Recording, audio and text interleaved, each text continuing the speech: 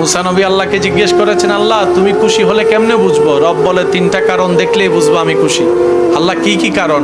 রব বলে, আমি যখন খুশি হই আকাশ থেকে বৃষ্টি নাজিল করি, আমি যখন খুশি হই ঘরে মেহমান পাঠাই, আমি যখন খুশি হই তখন আমি ঘরে কন্যা সন্তান পাঠাই।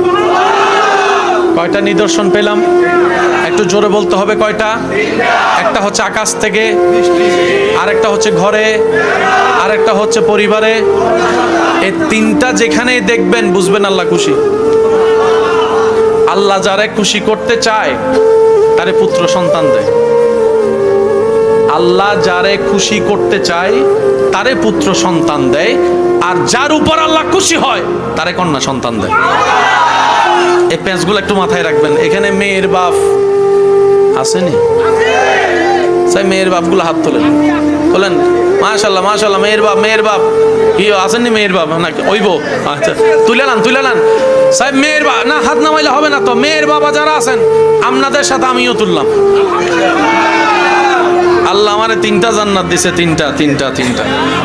আমি সব জায়গায় বলি আল্লাহর দয়া, তিনটা জান্নাত। আপনারও তিনটা। মাশাআল্লাহ সাহেব, মেয়ের বাপ সবাই মিলে একবার বলেন আলহামদুলিল্লাহ। আরো জোরে বলেন আলহামদুলিল্লাহ। এবার আপনি যেরকম আপনার মেয়ের বাপ হিসাবে মেয়ের জন্য আলহামদুলিল্লাহ বলছেন, আপনার বউটা আপনার শ্বশুরের মাইয়ারি। বুঝেন না মনে কথাটা? আপনার ঘরের বউ যেটা, এটা আপনার শ্বশুরের মাইয়ারি। সুতরাং একটু ব্যবহারগুলো সেভাবে করবেন আপনার মেয়ের জন্য, শ্বশুর বাড়িতে যে ব্যবহারটা আপনি আশা করেন। আপনি মেয়ের বাপ হিসেবে আপনার মেয়ের জন্য যেই ব্যবহার আশা করবেন, আপনার স্ত্রীর সাথে আপনি সেই রকম সুলুক করার চেষ্টা করবেন, ব্যবহার করার চেষ্টা করবেন। যার কাছে রব আছে তার কাছে কোনো টেনশন নাই। একটু জোরে বলতে হবে, যার কাছে রব আছে তার কোনো টেনশন নাই। আমাদের এত মন খারাপ টেনশন হয় কেন জানেন? আমরা রবের উপর যে পরিমাণ বিশ্বাস করা দরকার করতে পারিনি। ছোট ছোট পিঁপড়ারে খাওয়াই কে? একটু জোরে বলবেন না? তো উনি ছোট ছোট পিঁপড়ারে খাওয়াইতে পারে,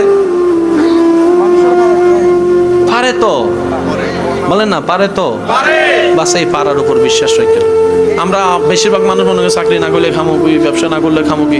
ঘরে অসুস্থ মানুষ আসেনি, টাইমে টাইমে খাবার পায়নি, উনি তো কোনো চাকরিও করে না, ব্যবসাও করে না।